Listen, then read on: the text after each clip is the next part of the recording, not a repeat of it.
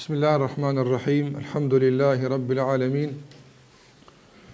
Salatu wassalamu ala rasulina Muhammad wa ala alihi wa ashabihi wa man tabi'ahum bi ihsan ila yawmiddin. Po vazhdojmë edhe sot me lejen e Allahut azza wa jall me dersin ton të radhës dhe me emrin e ri nga emrat e Allahut azza wa jall, me të cilat emra po shpresojmë që ta njohim Allahun xhallahu ala, njohje e cila na mundson që të kemi një jetë tjetër në jetën e kësaj bote, që ta shijojmë ëmbëlsinë e adhurimit, ëmbëlsinë e përmendjes së Allahut xhalla xhelaluhu dhe gjitha ato që i ka përmendur Allahu për ata që e njohin Zotin xhallahu ala në këtë botë dhe për shpërblimet që i ka përgatitur në botën tjetër. Ne sikur që keni të njohur dhe nderuar, çdo javë jemi duke trajtuar një nga emrat e Allahut azza wa jall. Dhe kemi përmendur që nga fillimi dhe duhet vazhdimisht që ta përkujtojmë veten tonë se njohja e Allahut azza wa jall për neve si besimtar është vendimtare, është e pazavendësueshme për ta njohur pastaj edhe fenë e tij dhe për ta adhuruar pastaj Allahun xhalla xhelaluhu. Prandaj pa njohjen e Allahut xhallahu ala nuk mund të llogaritet dhe nuk mund të shpresohet se mund t'ia kthejmë adhurimeve tona kuptimin e tyre. E që fatkeqësisht sot tek muslimanët jo vetëm që janë zbehur adhurimet, por ato që kanë mbetur në shumicën e rasteve janë zhveshur nga kuptimet e tyre që Allahu xhallahu ala ka kërkuar nga besimtarët që t'i arrijnë ato kuptime përmes adhurimeve. Prandaj qëllimet shpeshherë nuk arrihen dhe nuk realizohen dhe njerëzit mjaftohen me mjete. Prandaj kemi mbetur në botën e mjeteve pa arritur qëllimet e kërkuara nga këto mjete. Dhe ne mund të fillojmë të shpresojmë se po i kthehemi kuptimit të drejtë të fesë, mund të shpresojmë se po i kthehemi drejt realizimit të qëllimeve që Allahu xhallahu ala i ka kërkuar nga ne në jetën e kësaj bote, vetëm atëherë kur ne këtë bëjmë duke njohur Allahun xhallahu ala. Nga se mosnjohja e Allahu xhallahu ala pamundson adhurimin e tij si duhet. Mosnjohja e Allahut xhalla xhelaluhu pamundson madhërimin e tij, falënderimin e tij, përmendjen e tij si duhet e kështu me radhë.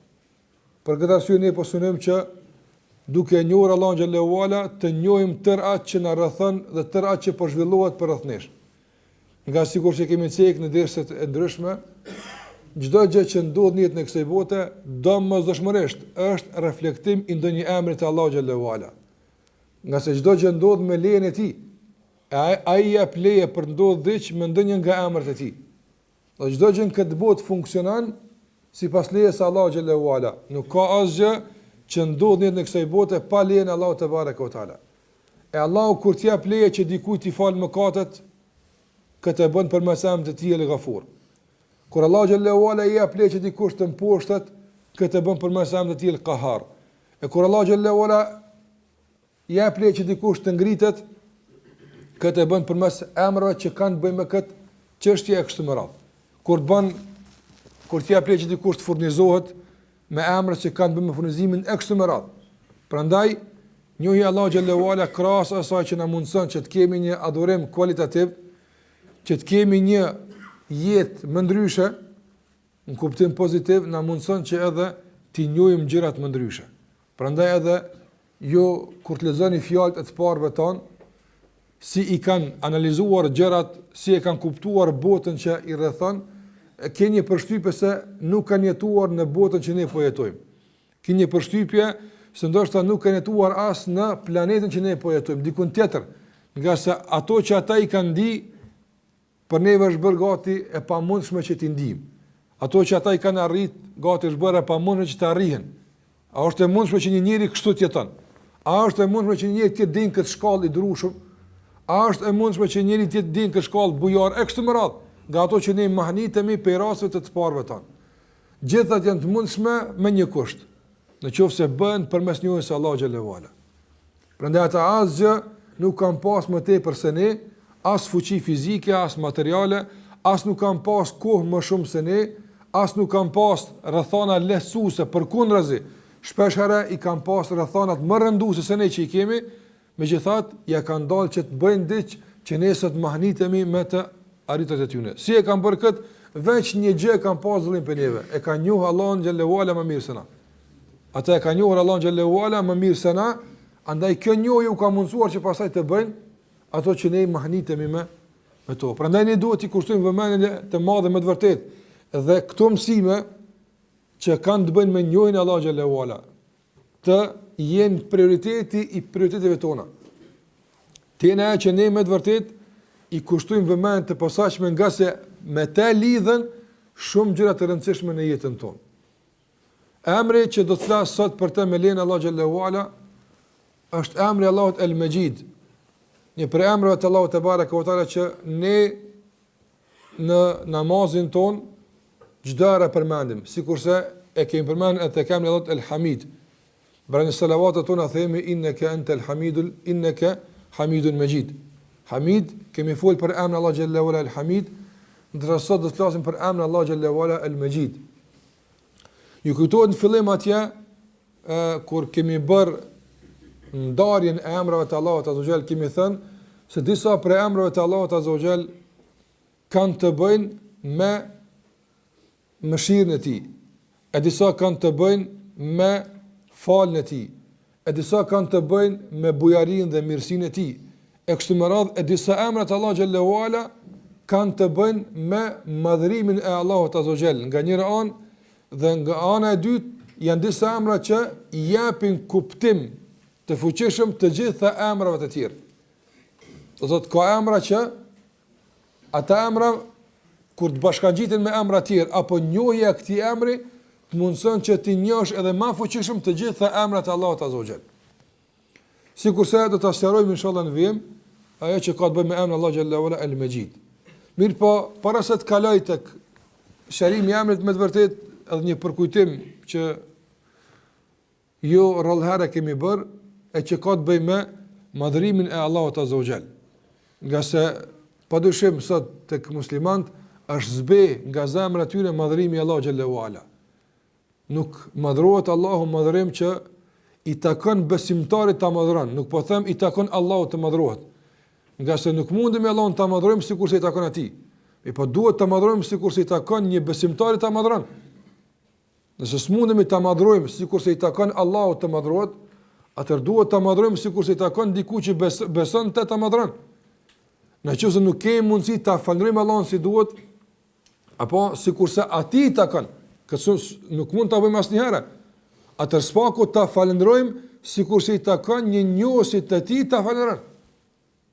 Andaj falënderimi që ne ja bëjmë Allahu xhallahu ala, mirënjohja e jon ndaj tij, madhrimi Allahu xhallahu ala nuk është shpeshherë në përputhje me deklaratën tonë se nuk meriton të adhurohet me vetë askush pas Allahut azza wa jall.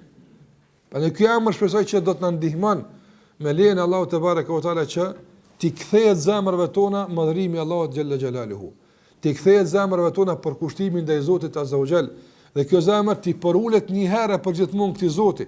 Sikur që e kam përmend se levi duke thënë se gjymtyrët bëjnë sejdë Allahut, ngriten dhe vazhdojnë pastaj fërkin me dunjan. Gjymtyrët i kthehen përsëri sejdës, përfundojnë dhe kthehen në dunja. Kështu ne bëjmë vazhdimisht, ndërsa zemra nuk duhet t'i ndjek gjymtyrët.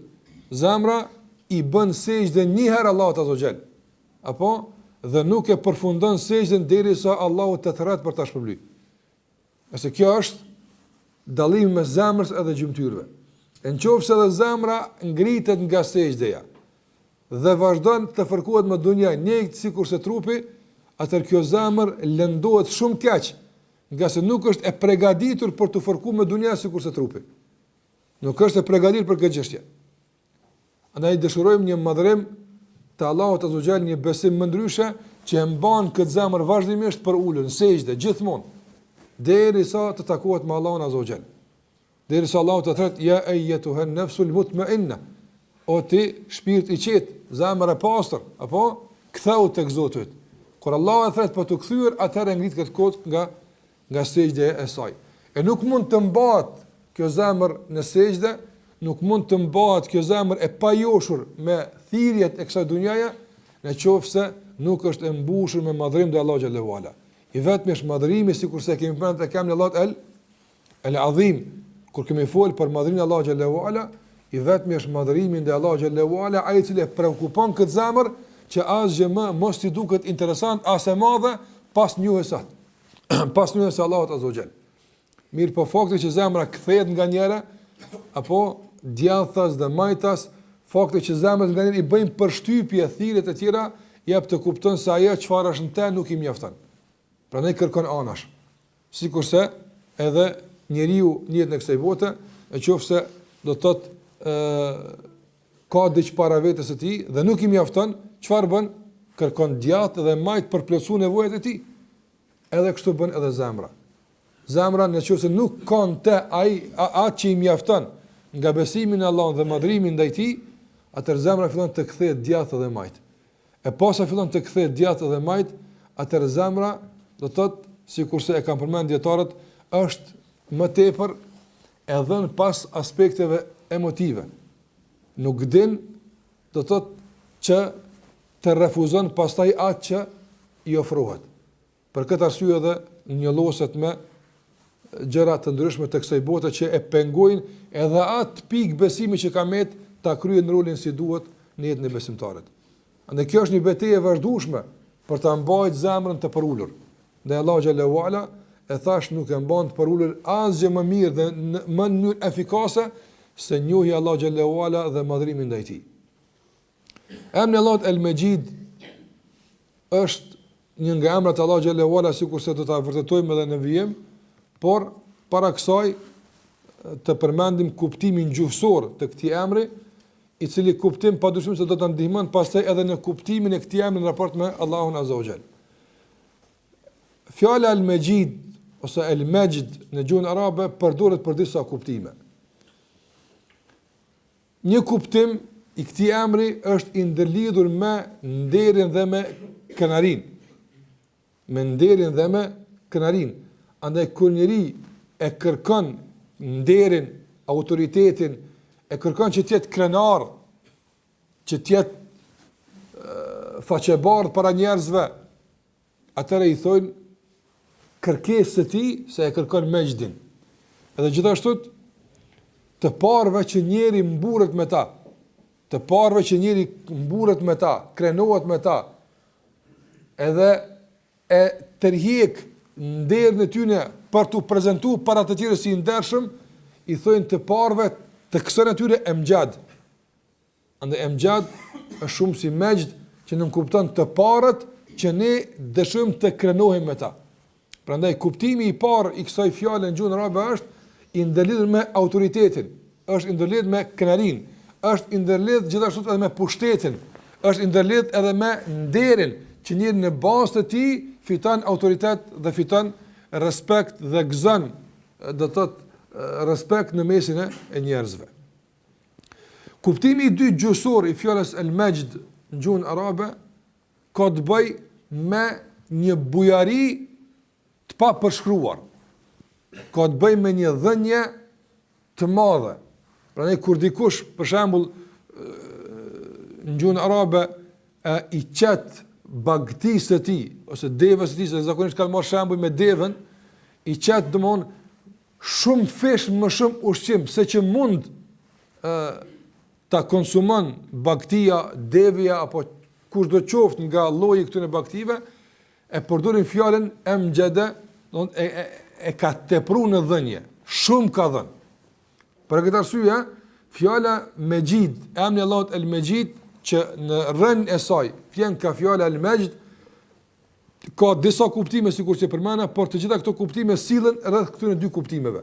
E para, nderi, autoriteti dhe respekti, dhe e dyta, dhënia e madhe pa përshkruar.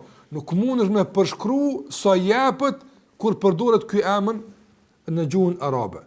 Këto janë dy kuptimet kryesore që janë përmendur në lidhje me aspektin gjuhësor të kësaj fjale. Ndërsa se përket kuptimit të këtij emri në raport me Allahun azza wa jall nuk shkon larg kuptimit gjuhësor. Prandaj dietarët fillimisht e kanë përmend se emri i Allahut El-Majid, se emri i Allahut xhallahu ala El-Majid është i ndërlidhur me të gjitha emrat e Allahut azza wa jall.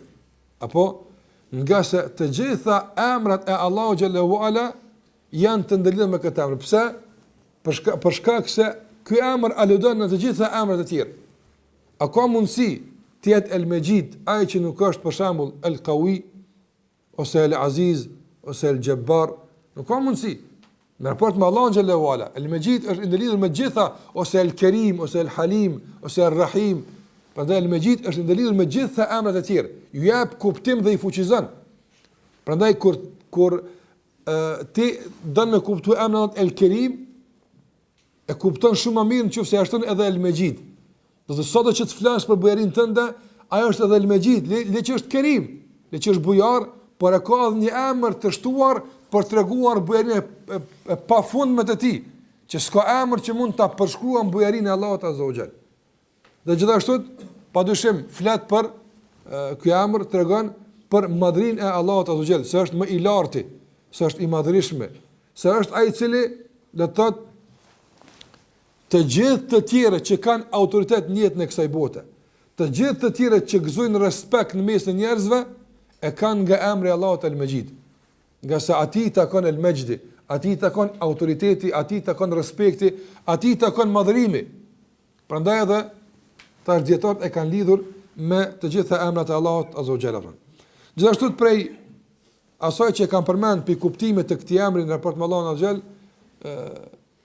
kanë thënë e kanë dalidh më ngusht me emrin Allah xhallahu ora El-Kebir edhe El-Mutakabbir. Do thotë i madhi dhe ai që kemi fol për kuptimin e emrit Mutakabbir kur kemi fol në fillim të legjëratave që kemi fol për këtë emër. Andaj ndoshta nuk mund të dhe padyshim se nuk ka mundësi që një emër kaq i madh i Allahut azza xhall nuk mund të përkufizohet në një shprehje në gjuhën tonë. Apo por le të mbetet kuptimi i këtij emri më tepër i ndërlidhur me madhërimin e Allahut se me një shprehje të posaçme që mund ta definojmë çfarë kuptimi ka. A kuptuat? Për shembull, nëse themi se kur e kemi përmend emrin Allahut El-Kerim, sikur se përmendëm, bujar, pastaj kemi sqaruar bujarin e Allahut azza xal, këtu mund ta përdorim një shprehje të El-Kerim sa për sqarim. Me po El-Mejid nuk mund është ta marrësh një shprehje dhe atë ta përdorësh vazhdimisht për të dhënë kuptim pastaj emrit të Allahut El-Mejid. Nga se të gjitha shprehjet, të gjitha gjuhët e botës që kanë të bëjnë me madhrinë, që kanë të bëjnë me respektin, që kanë të bëjnë me autoritetin, të gjitha ato janë përshtatshme për të përkthyer në to emrin Allahut El-Mejid. Për të arsye më e mirë është që sikurse e kemi përmend edhe tek termi i dashurisë. Do të në gjuhën arabe dashuria i ka më shumë se 100 emra. Nuk mund të përkthehet vetëm me fjalë dashuri. Në një e kem, apo, ndoshta ata i kanë më shumë se 100 emra për dashurinë. Çdo nivel, çdo lloj dashurie e ka nga një emër, varësisht nga ndikimi. Prandaj Ibn Qayyim rahimullah ka përmendur sikur kemi thënë se dashuria nuk mund të përkufizohet në definicion. Apo, por ajo e merr emrin në bazë të përjetimit dhe reflektimit praktik që ka në jetë. Prandaj një nga emrat e dashurisë është el-ubudiyya, adhurimi. Edhe këtë kanë përdorur arabët në xahiliet, do të kur dikush nga dashuria e madhe i është nënshtruar të dashurit vet, këtë çka ka kërkuar ka un abd. Qëse është emri i dashurisë, robnia tek na është term nënçmues. Nëse tek arabët është përdorur si shkalla më e lartë e dashurisë ndaj dikujt apo. Prandaj për shkak të shkafit, për shkak të reflektimit praktik dhe ndjenjes që ka pas dikush ndaj dikujt. Andaj në këtë tim dua të them për Mejid, el-Mejid ndoshta nuk mund të përkthehet me një shprehje ndaj Allahu xhallahu ala, por le të kuptohet si një term që simbolizon madhërimin e Allahut azza xal dhe pamundsinë tonë për ta përkufizuar këtë madhërim brenda një shprehje të saktuar. Sikurse edhe thash, është një dhënje e madhe, marramendse, e pakufishme që nuk mund ta përshkruajmë ne në asnjë gjuhë të botës se sa mundet një Mejid me dhon. Por sa të përmend emrin El-Mejid, le të jetë me të vërtetë një thirrje për ta ngjallë zemrën tonë, madhrimin te Allahu xhallahu ala, zbashku me emrat e tjerë që kanë të bëjnë me këtë kuptim, sikurse thash El-Azim, sikurse El-Jabbar, El-Mutakabbir, e kështu me radhë nga emrat e Allahu xhallahu ala që ngjallin në zemrën e besimtarit madhrimin dhe Allahu te bareke ve taala. Ky emri Allah xhallahu ala është përmend 2 herë në Kur'an, një herë është përmend në surën Hud në ajetin 73 dhe një herë është përmend në surën El-Buruj, do të thotë në ajetin 14 dhe 15, edhe pse në surën Buruj ka khilaf, mirë po, domethënë nuk ky mos pajtimi dietarëve rreth surës Buruj nuk e mohon faktin se Allahu ka emrin El-Majid, nga se mjafton një herë në Kur'an përmendet që të pohohet. Andaj Allah xhallahu ala, sikurse e kemi thënë tek Hamid, apo kur me lajket kanë shkuar tek Ibrahim për ta përgëzuar për djalin që Allah xhallahu ala do t'u jap, ka thonë rahmetullahi wa barakatuhu aleikum ahlal beiti innehu Hamidun Majid. Mëshira e Allahut dhe begatia e tij qofshin mbi ju o familje e bekuar Ibrahim dhe Alsam. Innehu Hamidun Majid, nga se Allahu është Hamid, i lavdëruar dhe i falendëruar, sikurse kemi sqaruar me kuptimet e veta kur kemi folur për këtë, dhe është El-Majid. Andaj këtu përmendes është Majid. Dhe gjithashtu në surën Buruj Allah thot wa huwa al-ghafurul wadud dhul arshil majid. Dhul arshil majid, kjo gjuhë arabe është shumë precize, nuk është sikurse gjuhët e tjera. Një zanore në fund mund të ndryshon shumë, mund të bën dallime të mëdha.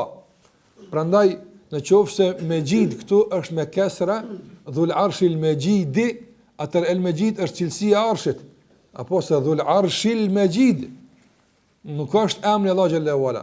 Edhe pse plot nga lexuesit e Kuranit e kanë lexuar el majid me damme, dhul arshil majid, apo që el majid është i ndëlidhur me atë që vjen pasoj, fa'alun lima yurid. El majid fa'alun lima yurid. Në cilën do verzion që ta këndosh, nuk e bër gabim. Edhe nëse lexon me kesra, edhe nëse lexon me damme, të dyat janë versione do të transmetuara nga selefin, nga sahabët, që nuk prish në kuptim të leximit të kësaj sureje.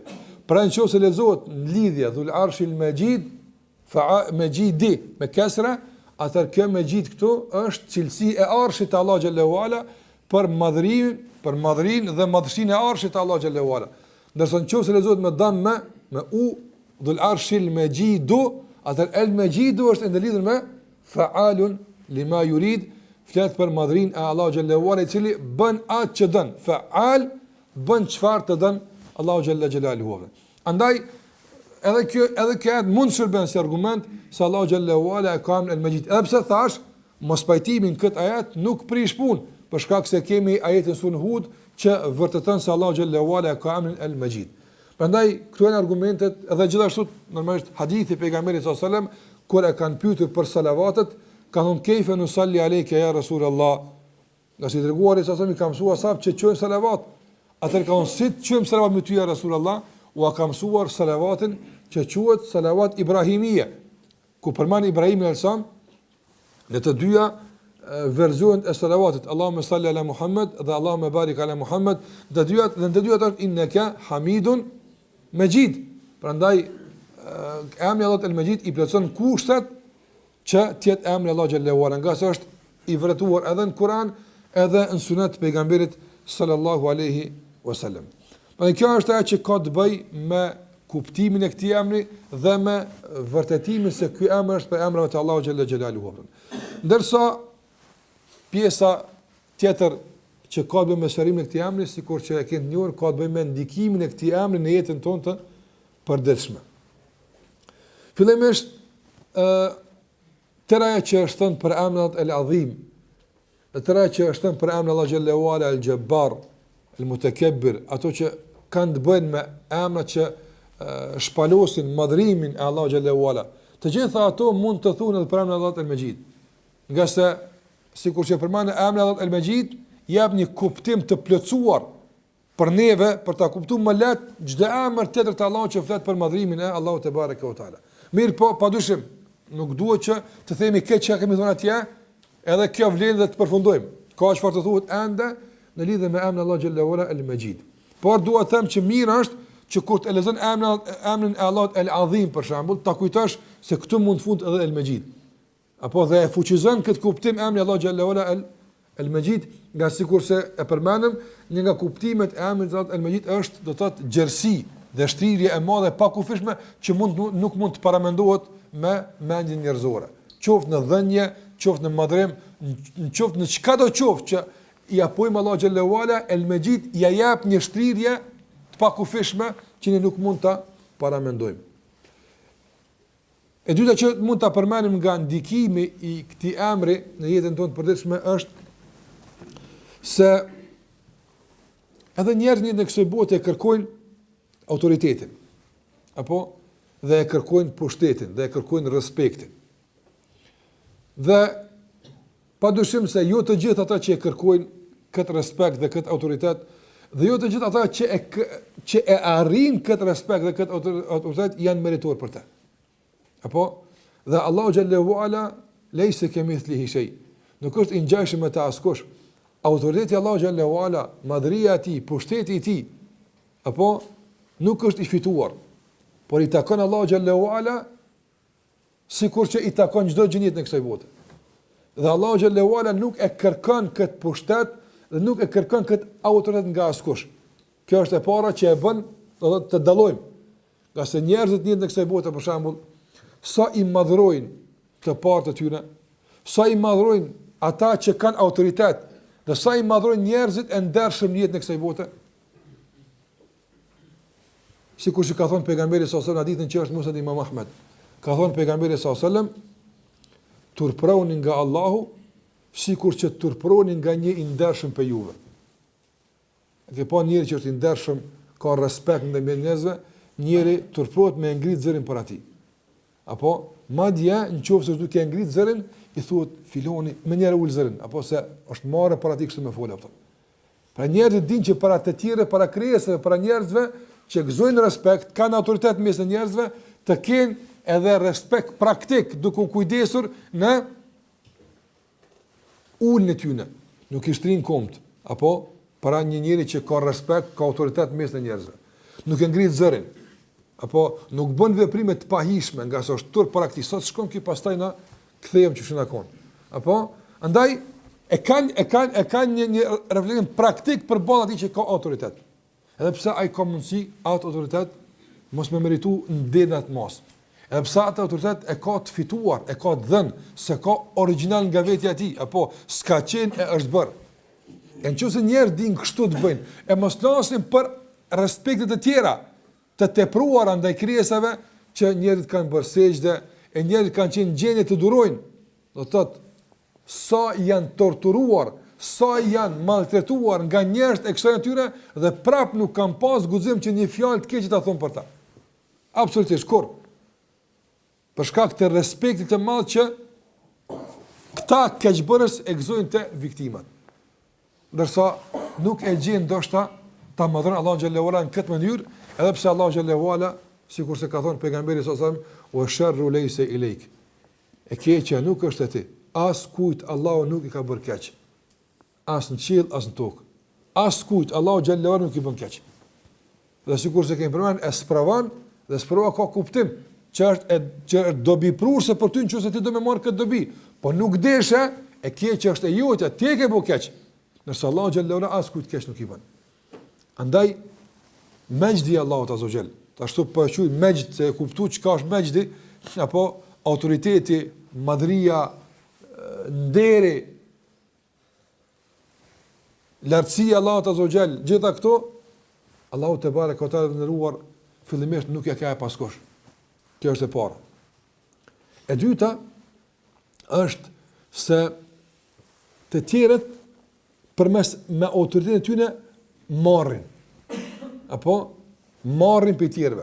Andaj sa më shumë ka autoritet, respekt dhe pushtet, më shumë lidh për njerëzve.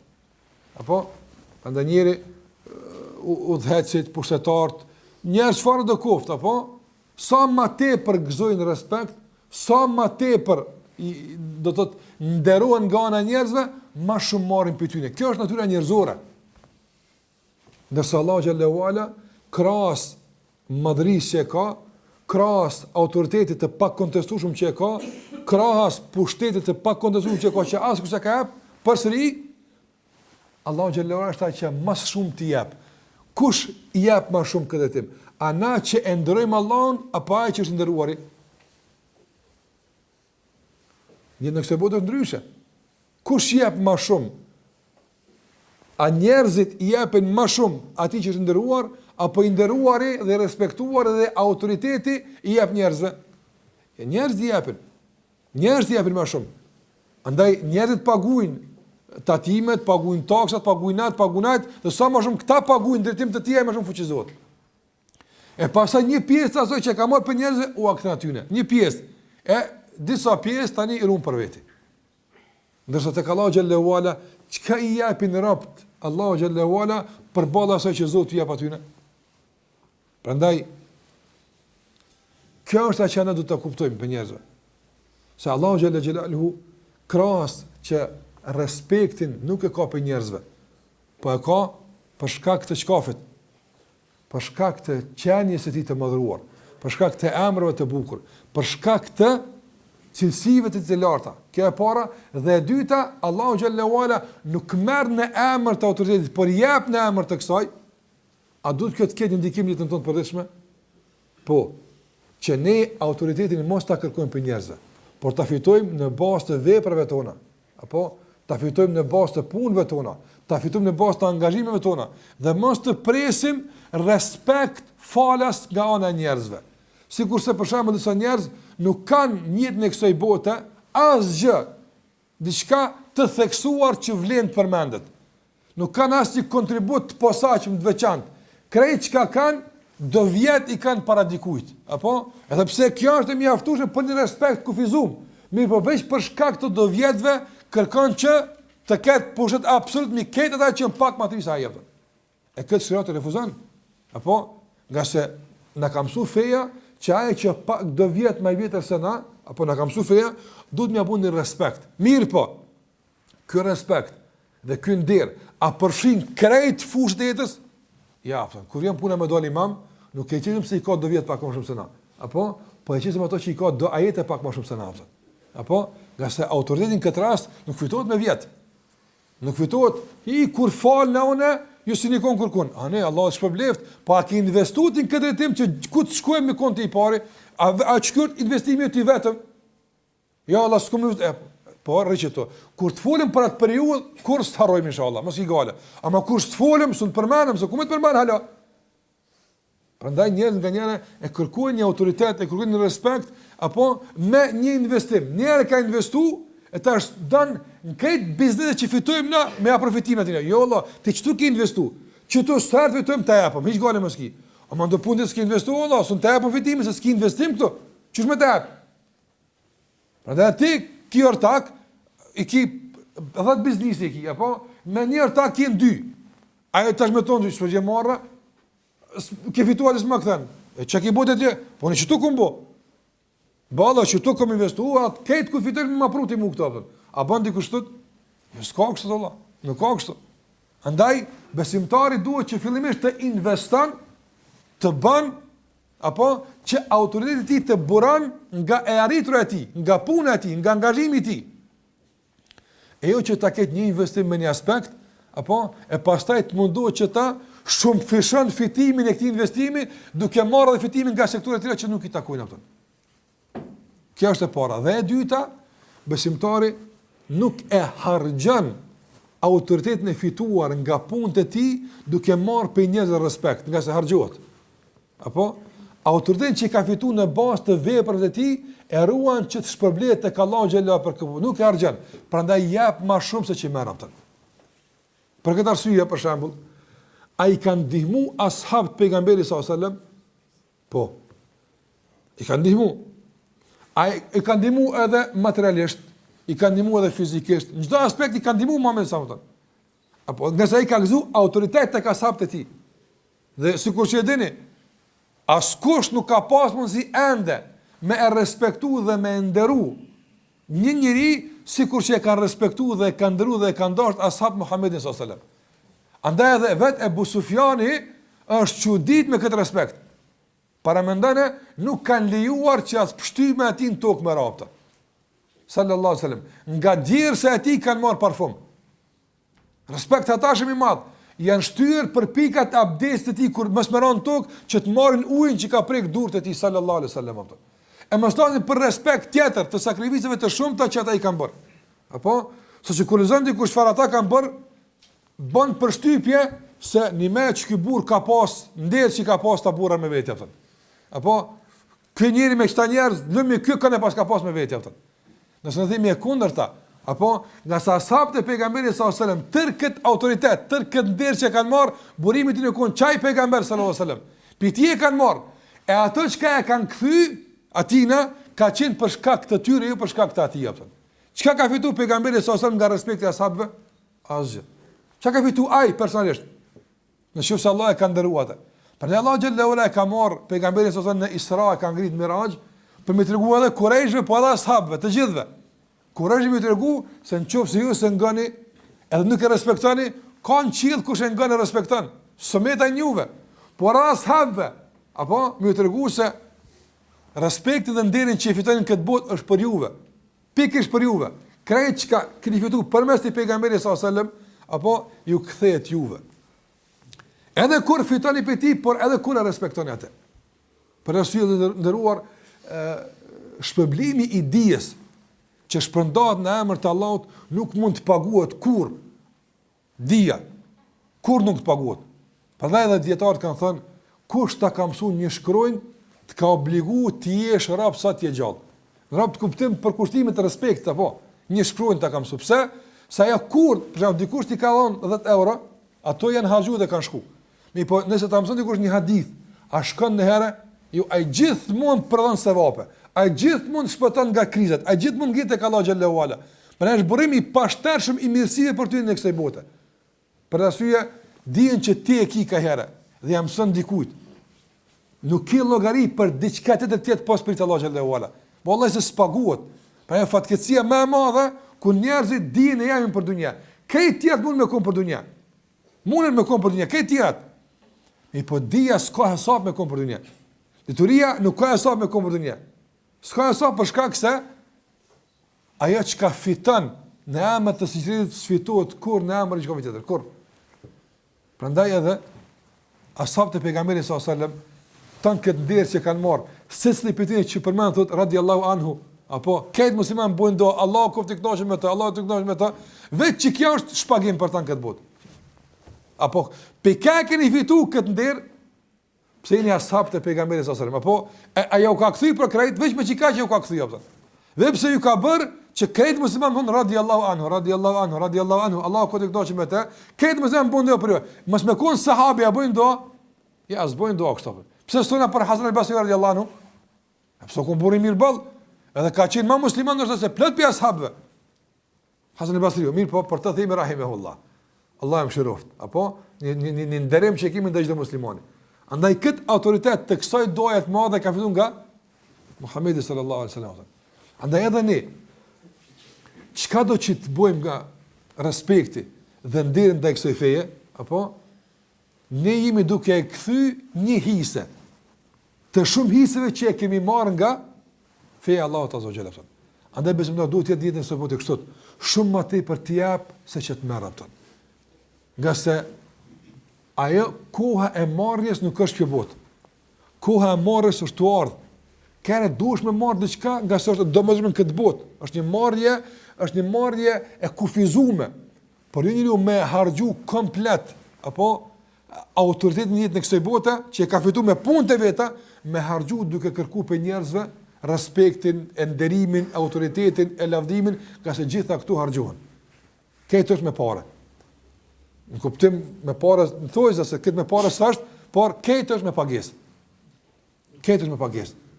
Nuk ka, prandaj edhe disa dietarë e selefit shpesh kanë ikë nga autoriteti, kanë ikë nga lavdatët, kanë ikë nga respekti njerëzve. Apo dhe sikur se ka thonë Sufjan Thauri rahimahullah, e ka përmend se mos me qenë rreziku për të nënçmu ilmi që e bartim, apo nuk shumë pazëshit në një kërkush në për rrugë tona. Po, normalisht një dietar me koni respektum, për shkak se mos respektin e tij, nuk kupton mos respektin ndaj dijes që e bën. Nuk dëgjohet pastaj, nuk respektohet pastaj. Prandaj kam preferuar që nga dietarët të ketë pamje të mirë, të ketë sjellje të mirë, të ketë kujdes që të gëzon respekt dhe autoritet mes të njerëzve, jo për shkak të vetes së tij, por për shkak të dijes që e bën. edhe ti si musliman, kudo që i bën mirë, dhe çka do që ke bërë nga punë në kësaj bote, dhe që për këtë gëzon një respekt dhe autoritet, mundohu që mos sot ke mundësi ruje mos me harxhun këtë botë. Mundohu që të jetë me të vërtet e arritur, e plot, e paprekur, që ta marrësh shpërblimin e plot paprekur ditën e gjykimit. Andaj ju e dini se njerëzit që me ta do të hapet xhehenemi, janë pikërisht njerëzit që e kanë harxhuar autoritetin duke marrë lavdata për njerëzën këtë botë. Asa ata jo që s'kan botë arritura. Prandaj edhe ata kanë marrë emrin. E kanë marrë emrin e punëve të mëdha. Ose njëri një herë që jep sadaka nuk quhet munfik, nuk quhet dordhënës. Apo hadithi i Ebu Hurajres radhiyallahu ta'ala anhu se zjarri i xhenemit do të hapet me 3 kategori njerëzish apo. Dietari, apo dhënsi, ai që ka dhënë shumë, edhe luftari. Andaj ky kur ka marrë emrin dietar, po në kur Allahu i thot dietar, ky bajë shumë ka ditë. Se ky sukoni që ka ditë 2-3 informata edhe çaq, ja. Ky bajë shumë ka ditë. Edhe kur e ka pyetur Allahu xhallahu ala, çka ke bërë me dijen që ta kumë dhon, do ja ka dhon dijen.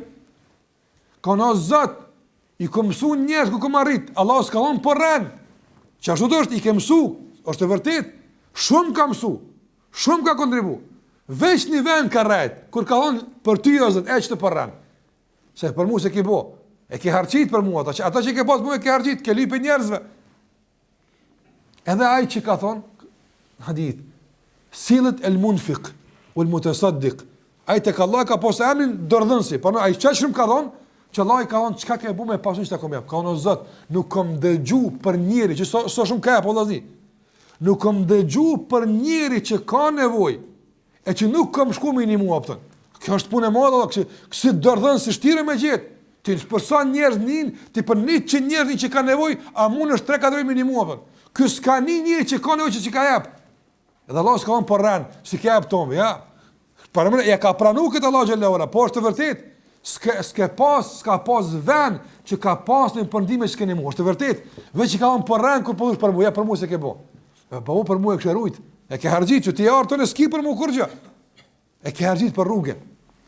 E ke harxhit për rrugën. Ashtu kurse ti, për shembull, e merr një dhuratë apo dhe speciale. Me vërtet ke shpenzuar për dhuratë shumë, edhe je nis më dhon diku që e don edhe respekton. Ka të autoritet. Rrugës duke shku, apo jap këtij pak, apo se dikush thot po ta dhon një mirënjohje, ama një pjesë për saj, t'ja jep. Po ta dhon një fjalë të madhe se sa të ke nevojë të ndihmoj, ama për saj pak, i jep. Rrugës njerëz t'joshin që të shkëmbesh dhuratën e përgatitur për dikën, përballë interesave të caktuar si shfaqen gjatë rrugës. Kur shkojsh tek në fund, s'ka më gajdia kur gjë se ke shkip udhës, i thosh, vallai për ty po ta blej, po çështu harxhet vallapa. E po për mua se pas ke pas po. Se me pas për mua e kështë rujt. Apo? Edhe pse për ty e ku mble, sa hi. Nuk ka më rëndësia e ke ble për mu. Më rëndësia a ka rrit të une. Që ke më rëndësi. A ne mund njëri që me pas fillimin e punës për Allah. Për Allah me pas punën. Por pasaj rrugës me hargju. Si pasuj e kërkesë sa autorit dhe respektit nga nga njerëzve. Dhe kjo s'pone ja hub, këtë dhe që ka për Allah më pret njësër me shpërblijove. Dhe kjo konë djetarë. Edhe ky ka qenë dërdhënës, Allah s'ka on porran, s'ka jap kurkon jekon kopras. Jo, ja ka pranu. Ja ka pranu se po dërdhënës jekon. Veç një pjesë e ka pranu, kur ka thonë, min ejlike për ty, apo është të porran. Është të porran se për mua s'kon. Se me kon për mua ku i shkon, ku është? Për mua sart e ke harxhu për rrugë atë. Pa njerëz edhe ai tjetër që ka luftu. Allah i ka thonë, të kom jap tërmit, të kom jap guxim, çka ke bë? Ka në Zot, s'ka pas luftë që joftu që më shku. Shko ka kamri ka shku më luftu. A tremu kon, sa Allah ja ka pranuar se kontim të kumjap trimni. Kjo asu ik për lufta, as për fronta, ka luftu gjithkon. Mirë po, e ka harxhu me medale, e ka harxhu me trofeja, e ka harxhu me lavdata, me mirënjohje, e ka harxhit. A dhe ka plot njerëz që ka marr pjesë të na lufta, po shpejt e kanë harxhit ato. E harxhuan shpejti. Tu marr hise për dunjas, fatkeqësisht të dubohor me çështje të caktuara të pushtetit të pozitave e harxhun. Hala pa mrit e Allahu këtu harxhu. E çka ka më mirë kur shkon te Zoti xhalla xhelali nga ajo që ka bër Allahu na ruaj. Pra njëri që fiton fillimisht ajo që e marrim nga ky emri Allahu xhalla është se autoritetin fillimisht e fitojmë dhe e ndërtojmë mbi të arriturat tona veç, e jo mbi të arriturat e dikujt tjetër. Nëse kjo është vepër e ulët, sikurse e ka përmend pejgamberi sallallahu alajhi wasallam se ditën e gjykimit do të veshet me petkun e poshtërsisë dhe uljes njeriu që në këtë botë është vesh me tesha fallsa. Tesh e dikujt tjetër i ka veshaj. Po shën tu e to vllapton. Apo gjybën e dietarit e ka marrë ka veshaj. Tu mënu se me gjybë bëhet dietar. Apo punën e dikujt e ka marrë për veti, që në angazhimin autoritetit e dikujt të ngritet. Këtë besimtar nuk e bën. Nëse emri Allahut el-Mejid e bën tërbije që të ngritesh në punët e tua. Dhe atë që se ke bër, dhe për atë njerëz po të lëvizoj thjesht është e jamja. Ky e ka bën. Kjo është e jamja. Ana shikoni që kanë qenë selefët të edukuar në këtë rrymë. Sikur se në hadithin e Imran ibn Husainit që kemi përmendur në Kitabut Tauhid, apo kur ka folur për ata hadithin e 7000-ve, fillimisht e kanë përmend se është taku Sejdi ibn Xhuberi me disa pej selefët, edhe kanë e pat mbrëm një yll se sira karanatën. Ka thonë Sejdi ibn Xhuberi, po e pash, por s'kam qenë të fal namaz natë. Gjumi së mërke. Kush po të vetë? S'ka menja ty veç. Apo? Se nga ne mund me shkumenja, se kjo pas ka pa atë natën, dhe më hanë kjo konë të falë natën, që apëshem është apo falka. Jo, si më konë të falë natën. Diçka që ka zbaj, mos më respekto për te. Diçka që ka skam, nuk duhet, në njerët nuk din. Ata mund të respektojnë, mund t'jaj për respekt. Por mos e ndërto autoritetin tënë. Mos u gëzo për respektin që të japi njerëzit, për diçka që ka ti se ke bo. Nga se të pështën Allah në dunia dhe në ahiret. Ka njerë normalisht, janë situata që nuk është me mëhu, apo është shka e thjesht, por du më mos e ndërta, apo dalan me ndërtu, mos e ndërta autoritetin tënë. Respektin që të japi njerëz për shka? Për punë e dikuj tjetër. Andaj ndërtoja autoritetin, respektin tënë punë të tuja. E para dhe e dyta, mundohu që pastaj me këtë autoritet të fituar, mundohu që njerëz të japësh sa ma tepër, e sa ma pak të marrësh prej tyre në emër të autoritetit, që të arruash këtë të arritur të Allah xhallahu ala, e ta fitosh shpërimin e plot në dynjë edhe në ahiret, pa e harxhuar nga ana e njerëzve. Prandaj kjo është një dobi, padyshim dobi e madhe dhe shumë e rëndësishme që duhet besimtari ta kupton në suazat të ndikimit të emrit të Allahut el-Mejid në jetën e tij të përditshme. Dhe tek e fundit, Allahu xhallahu ala dhe ndëruar e përmend, sikur që ka në fillim, se autoriteti është në dorën e Allahut azza wajal. Wallahi njerëzit këtë munduan, vrapojnë. Sahi disa gjëra kërkojnë sebeb, por autoriteti nuk duhet kërkuar. Nuk duhet kërkuar. Prandaj pejgamberi më ka thënë Abu Dharrit, apo i ka thënë ti mos e lëp autoritetin, pushtetin, mos ti mos lëp. Madje ka thënë pejgamberi sallallahu alajhi wasallam, atij që lip mos i japni. Atij që lip mbas shkafit, mbas lakmis dhe koqës, jo mbas punëve. Apo, bënuni mu, mirë shkon, unë me koni parë, e s'është mirë bëti me koni parë. Apo, ka se njëri musliman, shikoni ka di sa është i madh. Nuk duhet na me e pru njëri në gjendje me thonë që o burra tja, s'po më gjeni mua, unë është dash me koni parë. Apo, po duhet me vlerësu njërin, pa pas dhe me thonë. Nga se nga njëre, kur njerë nuk e vlerësujnë të mirën e dikujt, edhe të mirën e prishin. Se mos ja di këto, më haja këto, a dikun duhet me kallu që o burra, ja, po shini që edhe në kësajtëm, një më të bote që ka une. Apo, ka njëre detrujnë me zarë me prish më destinë e ti jepën. Pa e duhet me konë respekti nga anë e muslimane. E dyta, nuk duhet njeriu në baza boshe me kërku autoritetin dhe me kërku prijatarin, nga se fetërisht nuk bën mjadon. A që e lyp me zarë, zban mjadon, ti zban. Ka se ka thonë pejgamberësën, mos je jep një kush e lyp. Po jepe një kush e meriton. Prandaj autoriteti është në dorën e Allahut xhallahu ala. Për këtë arsye Allahu xhallahu ala thot: "Kulillahumma malikal mulk, tu'ti al-mulka man tasha, wa tanzi'u al-mulka mimman tasha, wa tu'izzu man tasha, wa tudhillu man tasha, bi yadika al-khair, innaka ala kulli shay'in qadir. Thuaj, o Muhammed, bën dua, lut Allahun, lutje të falënderimit. Nëse lutja është dy lloje apo falënderim dhe kërkim. Lutje kur falënderim Allahun xhallahu ala s'ka kërkesë, por e lutum duke e falënderuar, që të na pranon falënderimin tonë ndaj tij. Andaj lutë Allahun duke thënë Allahumma malikal mulk, o Zot jam, ti ai që në dorën tënde është i tërë pushteti, i tërë autoriteti, i tërë respekti dhe nderi. Ti ja jep nga ky nder dhe autoritet kujt të don. Dhe ti ja merr kujt don. Apo ti e ngrit ka don dhe ti e ul ka don. Pse? Bie dikel khair, këtë e mira e kësaj është në dorë tona. Çai bën kjo? Kjo i bën ndëruar se ai që normalisht nuk ka mundësi marrë palien Allah të zugjel, në kuptim përgjithshëm, por për flasë kuptim të ngushtë shëriatik, ai që merë autoritetin dhe ai që merë prijatarin, duke mos e ndjekur kënaqësinë e Allahut të zugjel, apo, atëre ka marrë me sherr. Se Allah bie dikel khair, e mirë është në dorën tënde, kur ti e jap dikujt me rrugë shëriatike atë.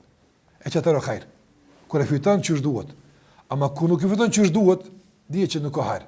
Se s'ka ardhur për asaj që bie dikel khair. Po të ka ardhur për dorës tonë që është sherr. Nëse Allah bie dikel khair, dorën tonë është hajër. Cili hajër? Kur ti ja jap kujt don dhe e merr kujt don. Normal gjithmonë është kur ti don. Me po kur jap edhe me dashuri, jo vetëm me dëshirë. Po unë du më ia dhon, po në të kuptim vullneti jam është më ia dhon.